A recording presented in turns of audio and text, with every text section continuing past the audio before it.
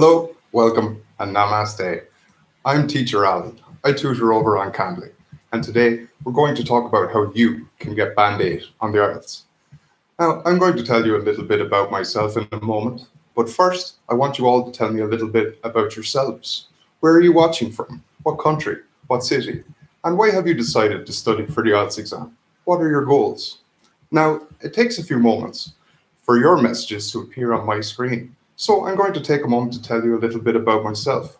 I love rock music. I love rap music. I love reading books, all kinds. I love sports. In particular, I love football. And I love to travel and see the world. And if you want to come chat with me about any of these things, or work on your IELTS, or talk about anything else, then you're very welcome to come chat with me over on Cambly. And at the end of the exam, or at the end of our talk here, I'm going to tell you just how you can do that. So, let's see. Where are you all calling from? Well, lots of people from India in the chat. I hope you're all doing well today.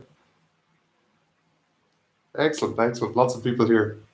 So let's see. Well, I've been helping people get good scores on the IELTS for quite some time. So let's get started with how you can do well on the speaking, the listening, the reading, and writing sections of the exam. To begin with, you have to know the format of each section of the exam. If you don't know the format of the exam, you're going to get a big surprise when you arrive to do the exam. So it's important to learn and know how much time you can spend on each section and know what you can expect to see when you sit down. And we'll be looking at each format of each section of the exam today. So let's see. Secondly, it's very important to practice. Practice, practice, practice. Maybe right now you're thinking that it's impossible for you to score a Band 8 in IELTS. But let me tell you that with practice, you can improve very, very quickly. I have students that came to me, they had just a few words of English, they wanted to take the IELTS exam, they didn't have confidence that they could do. But now they can have a full conversation with me, they scored well on their exams, they're living the life that they want to live, and now they feel very confident when speaking English. That could be you too, as long as you put in the time and the effort to practice. Now, let's talk about the speaking part of the exam. Speaking exam comes in three parts. The first part is like an introduction, a little interview. You'll come in and you'll sit down and they'll ask you questions like, where are you from? What do you do? Do you study? Tell me about your family. Tell me about your hometown. It's very simple, very casual. You need some quick answers there. You don't want to spend too long thinking about your answers. 1 or 2 sentences is okay for that part. And this part of the exam usually lasts for 4 to 5 minutes. And the idea here is they want to know if you go to college, move to a different country, start a new job, maybe that you can have a conversation with someone, while you're on your break, or make new friends. Pretty basic stuff. So let's see. The part 2. A lot of people think at first this is the most difficult part. I can see why they think that, but once you get used to it, it's actually the easiest, I think. They tell you exactly what they want you to know. Now, in this part of the exam, they will give you a piece of paper with a question on it. The question could be something like, tell me about your most recent holiday. And underneath that, there will be questions that say, where did you go? Who did you go with? What did you do there? And would you like to return there someday? So they will give you a piece of paper then to write down any words or vocabulary or phrases or any ideas that you might have about these questions. They give you 1 minute to prepare an answer. And when that's over, you can use your card to answer these questions where you're expected to speak for between 1 minute and 2 minutes. So this would be like if you had to give a presentation in college or at your workplace. It's very simple once you get used to it, but it is a little bit daunting at first. So don't worry if you feel a little bit nervous about that one. Part 3, that's a discussion. It's all about your opinions. So they might say to you, is it better to go on a holiday alone or with a group of friends? And it's not enough to just say, I'd like to go alone. You might want to say, I like to go alone because I like the freedom of being able to make my own choices. Because I enjoy the solitude, or I enjoy the silence. Or maybe you're the other kind of way and you love to be around your friends all the time. Explain why. Maybe you'd like to share a joke, share experiences, or share memories. It's not enough to just give a one-word answer here. It's all about opinions. And with opinions, you have to say because. So just imagine when they ask you, do you like to travel alone or with a group? When you say alone or with a group, think why, and then tell them this. So let's see. This section of the exam, it's all about fluency, your grammar, your pronunciation, and your coherence. So you want to speak at a normal speed. You don't want to speak too quickly. You want to make sure your pronunciation is correct and you sound natural when you speak. You want to put your ideas in order. You want for it to make sense. You don't want to contradict yourself from one section to the next. You want to use lots of vocabulary. Imagine you're talking about a trip to France to see the Eiffel Tower. You don't, if they ask you, what does the Eiffel Tower look like? You don't say, it's good. You say, it's amazing. It's breathtaking. I was in awe of it. You try to use unusual words, words that make it sound more interesting. And of course, your grammatical range and accuracy. This is all about putting the words in the correct order and using them while you're speaking. And of course, make sure your pronunciation is as good as it can possibly be. In this section, it's important to relax, be confident, develop your answers. Don't speak with pre-prepared answers. Be prepared to be asked questions that you haven't thought of before. And don't be afraid. If they ask you a question and you're not quite sure what they said, don't be afraid to ask them to clarify so that you can be sure about what they said. Okay, I'm going to turn it over to you guys if you have any questions about the speaking part. And in the meantime, while we're waiting for those to appear, I want you to remember that it's important to remain relaxed and speak in a confident, clear way. Try not to speak too quickly.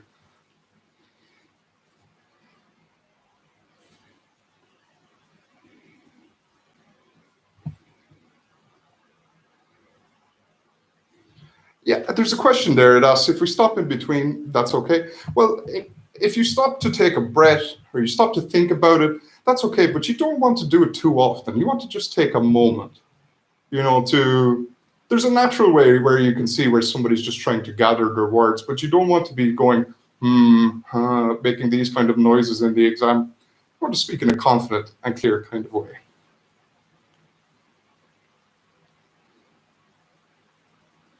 Okay, looks like people are pretty happy there. I hope you enjoyed this part. The next part, we're going to move on to the listening part. Agaberte hey. How's my Hindi? Let me know if that was good. Moving on. Okay, the IELTS listening part. Sorry, a few more questions coming in. How much time will it take to prepare as of now? Well, that depends on your level. I can't give an answer for everybody. Your English that you've written there looks pretty good. But as I'm going to explain, there are many different parts to the exam. So some people are strong in one area and strong in, not so strong in other areas. But the important thing to remember about IELTS, it's an average of the 4 sections. So if you're really good at speaking and you're not so good at writing, you might balance out somewhere in the middle. That's the good news. Okay, let's see. Let's talk a little bit about the listening test. The listening test takes about 30 minutes. And after that, you have 10 extra minutes to write down your answers on the answer sheet. Any information that you have that you feel is important, write it down on the answer sheet. The thing about the listening test, it's the same for both the IELTS academic test and also for the general training test. So in this section, you hear 4 different pieces. The thing is that you will hear them only once, and the people that are speaking may have many different accents. So it could be a little bit difficult to understand. So it's important to pay as much attention as possible. Now, the IELTS listening test has 4 sections. Section 1 is a conversation between 2 people in a day-to-day type of context. Maybe somebody trying to book a hotel room with a worker at a desk. Section 2 is a monologue, as in just one person speaking. And it could be something like a person giving a speech, a guide about their hometown. Section 3, that could be between maybe 4 people at the most. It could be a little bit difficult, especially if you're not used to the voices, to tell who is speaking. And so this is usually something like, let's say, a university tutor is talking with some students about a project that they're going to do, and a little bit of back and forth there. And number 4, something similar, it's a professor giving a lecture on a subject. So the important thing is to listen carefully, write down any answers that you hear as soon as you hear them. You don't want to wait around and forget them. It's all about timing with this one. So let's see, if you don't hear a question, this is something that comes up a lot. If you don't get the answer to a question when you need to, don't sit there worrying about that. Don't think, oh, I should have got that one. And in the meantime, you're missing out on the next 5 questions. Just forget about it, move on. It's not that big a problem. Okay, so my advice here, if you watch a lot of American and English movies or TV shows, then this part might be easier for you.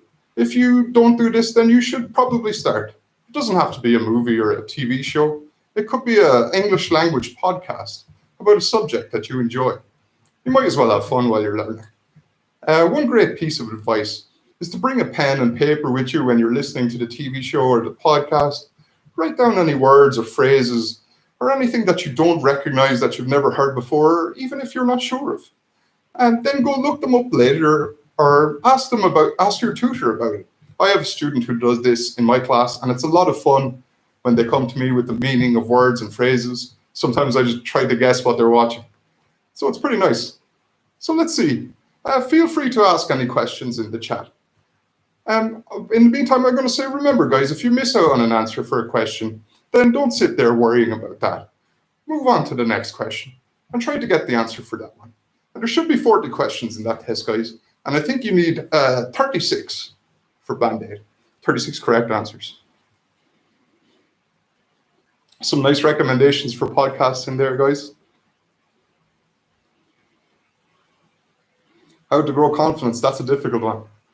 That's a big part of life. I think you just have to believe in yourself. And if you believe in yourself, give yourself a good reason to believe in yourself. Work hard, accomplish things, then you will have confidence. Do what you're best at. And don't just be your best. Try to be everyone's best. Try to be as good as you can be.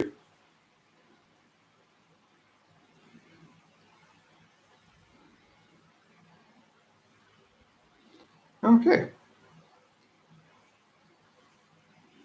How to get a Band-Aid cert. Score 36 out of 40 in this section. And don't forget, it's averaged out, like I mentioned earlier. You get an average of all of your scores. So if you're really good at speaking but not so good at writing, you'll still average out pretty well.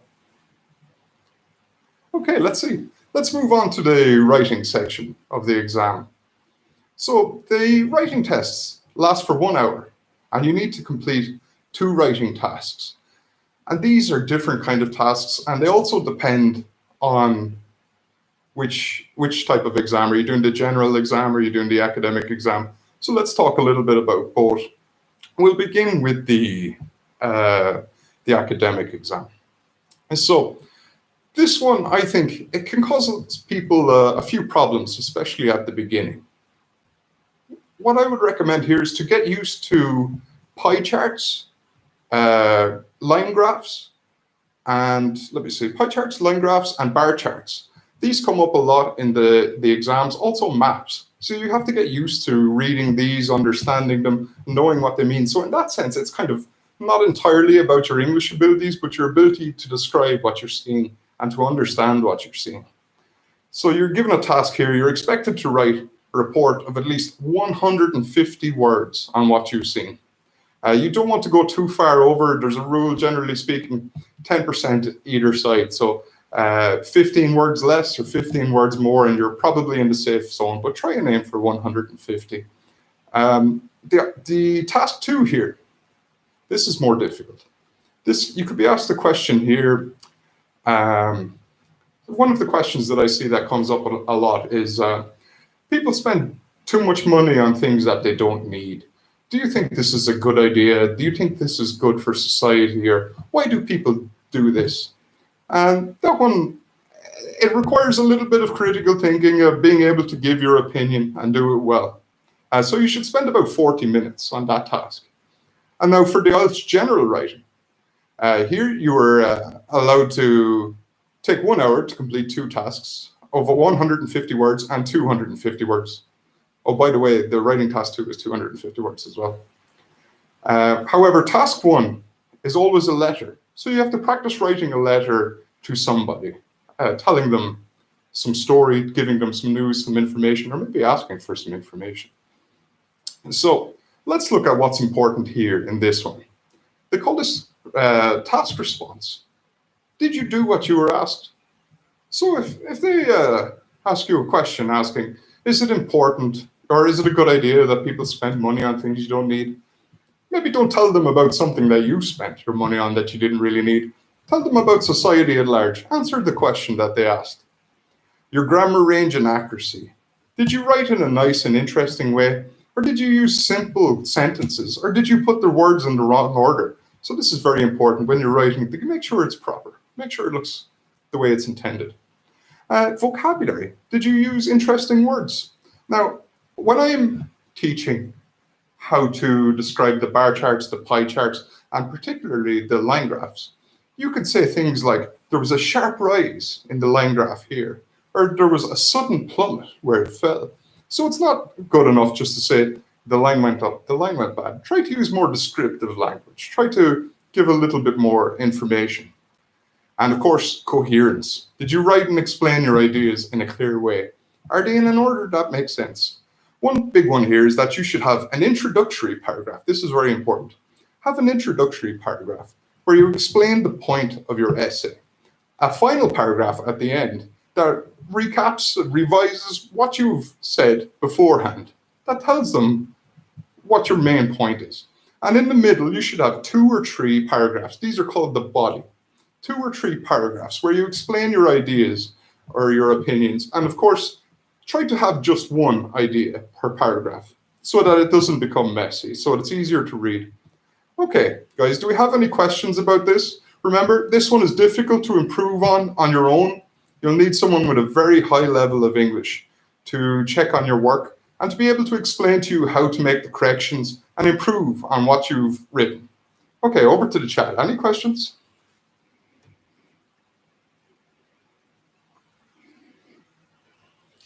What tense should be used in IELTS writing? That's a very good question. That depends on how the question is asked. So that's something that people have to focus on. If a question says, do you think something is important? You say, I do in the present. So in the past, did you ever go on a holiday? Yes, I did. And then tell them about that. Look to the question for the answer on what tense it should be in. Actually, looking at the question is very useful. If they say, like, we'll go back a little bit earlier, like with the holiday question. Tell me about a holiday that you went on. Well, you can use the question in your answer. A holiday that I went on was. So you can get a lot of information from the question. It's a nice place to start.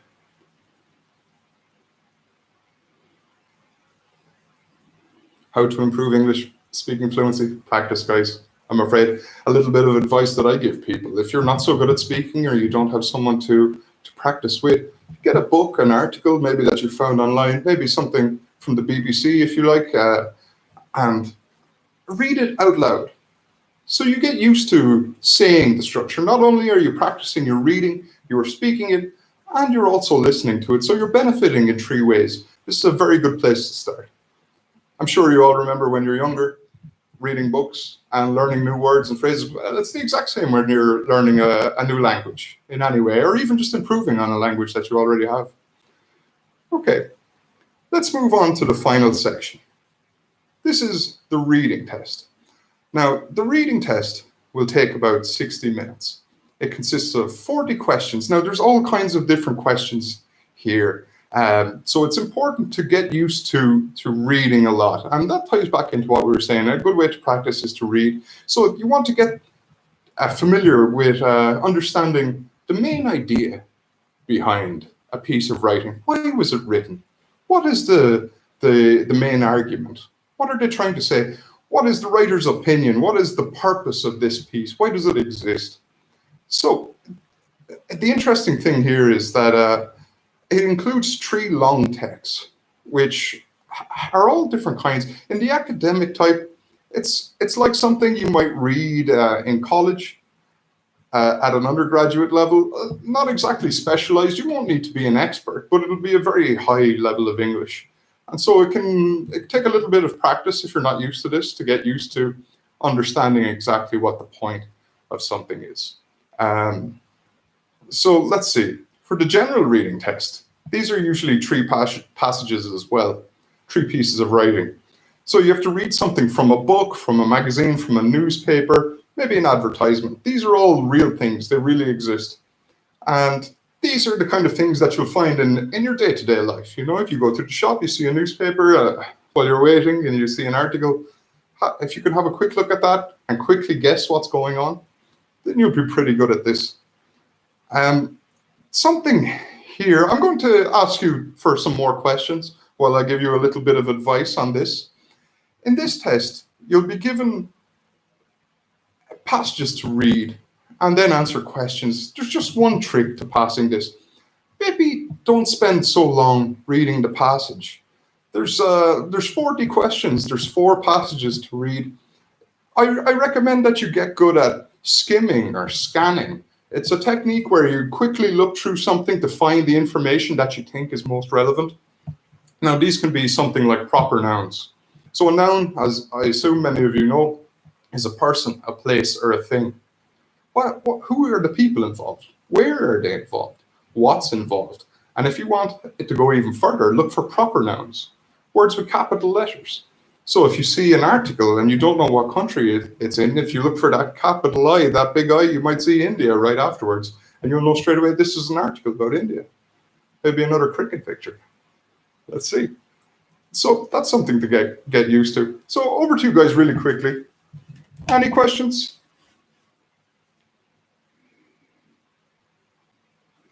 Oh, somebody says, thank you for answering the questions. No problem. I'm here to help.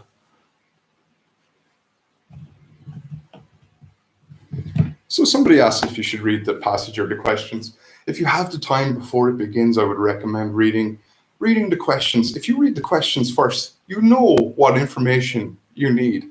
If one of the questions, for example, says something like, what town did this happen in? Well, when you're reading through, you can have an idea of where the town is.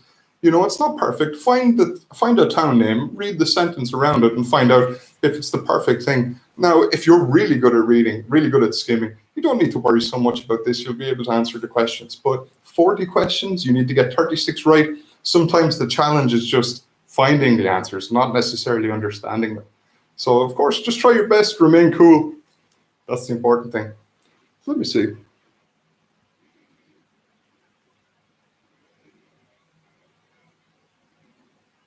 I would recommend beginning with the skimming. Someone's asking if you should read it. I would recommend beginning with the skimming. If you can't skim or you don't find the information that you're looking for with the skimming, then you're going to have to go back and look at it with a little bit more detail. Somebody there asked, how can we improve our vocab? You might remember earlier I said about watching TV shows, watching movies, listening to podcasts, writing down any word that you don't know, that you think maybe even just sounds nice. It sounds nice to say, sounds nice to your ear. Write that down. And when you write that down, it actually helps you to remember it. If you put a little bit of effort in, if you go to your tutor and ask them for some help, for some advice, that's pretty good. You'll remember it more and you'll learn more. Another useful thing to have is a thesaurus. A thesaurus is kind of like a dictionary, but when you look it up a word, it tells you maybe 5 different ways of saying that word. It's very useful, and having a really wide range of vocabulary is so good for your test score. It really sets people apart, you know. You know, when somebody speaks in a very simple way, it can be nice, it can be very direct, but think of it like an advertisement for your abilities. You want to show them all the things you can do. Look at the complicated sentences I can make. Look at the topics I can discuss, and look at the vocabulary that I can use when I do that. Somebody asked, is it necessary to use high-level English in speaking, more idioms and vocab? Well, it's not necessary. If you want to get the high score, it's necessary. Idioms are fantastic. They're very difficult to get used to, but once you've heard them, you'll know what they mean. Some people ask me, they'll come to me with a sentence and they'll say, what does this mean? And I'll say, do you understand all of the words in this sentence? They'll say yes. And I say, do you understand what it means? No. And I say, well, there's a good chance that's an idiom. A lot of people, English speakers, if it's raining a lot, will say it's raining cats and dogs. If you said this to somebody who doesn't speak English, they'll think you're crazy. But in the IELTS exam, it's necessary to do this for a high score. And idioms are very useful for getting across an idea in a very quick and simple way. It shows that you're good at English too. It's more than just something casual that you learned. It's something that you can use in your day-to-day life. Yeah, it's very good. I recommend for most people, try to learn about 10 idioms that you think could come up a lot. And, if you manage to use 2, 3, or maybe just 5 of them in the exam, it will help you with your score. But they can be difficult. If you need to focus on other aspects, don't. But we would say that idioms are like the cherry on top of the cake.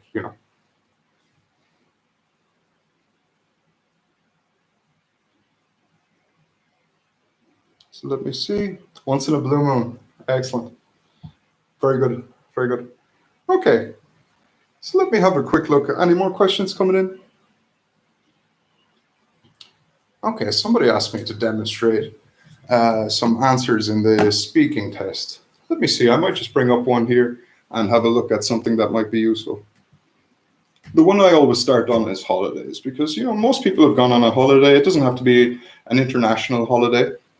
It could be, just visiting another town. And some of the questions are a holiday that you'd like to go on. Maybe you're a football fan. You want to go to Spain to see Real Madrid, or you want to go see Barcelona, watch Messi play. I know there's a lot of football fans out there. So let's see. Here's a question. Describe a tourist attraction you once visited. You should say when you visited it, where it is situated, who you went with, and say what you liked the most about it. Okay.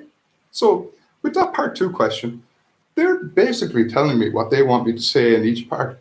So let me see. We'll use the question in the answer. A tourist attraction that I once visited is the Eiffel Tower. I visited the Eiffel Tower last year during the summer. I was on my summer holidays, so I decided to take some time off and do some traveling. It is situated in Paris, in France, in the west of Europe. It's a very beautiful country, and the cities are very big and very busy. I went with my family. We had always wanted to see Paris, and now we all had some free time at the same time. So we decided it was a good time to go. So we all took the trip, got on the plane, and went to Charles de Gaulle Airport and took a trip around the city, where we had some lovely bread, lovely croissants for breakfast, some nice coffee, some wine in the evenings. And we went and saw all the different sites, like, as I said, the Eiffel Tower and the Arc de Triomphe. And what did I like the most about it? I like the ambiance. Ambiance is a great word if you want to throw it in there. Ambiance means like the general atmosphere of the place, how the place makes you feel. I like the ambiance the most about it. I love the culture, I love the food, I love the coffee, I love the people, I love the language. There are many different things that I loved about it. So, let's see. Ambiance, great one. Okay, so let's see. That's just about it for today. If you want to get, earlier today I told you guys that if you can, that you can come and chat to me on Cambly if you want a lesson about IELTS, or you just want to chat about anything else. Well, the good news is, in the description, there's a link there where you can get a 15-minute trial of Cambly for just 99 rupees. If you want to click the link in the description, you can come chat to me, of course, anytime. I'm usually there Monday to Friday. Feel free to visit. Anybody else have any questions?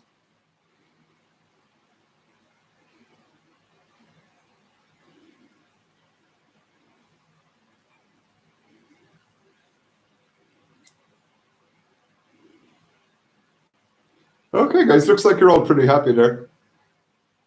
To be honest, there's a couple of questions there I don't exactly understand what you're asking for. But if you want to come chat to me face to face, you're always welcome to. And I look forward to seeing you again in the future. Take care. Bye-bye.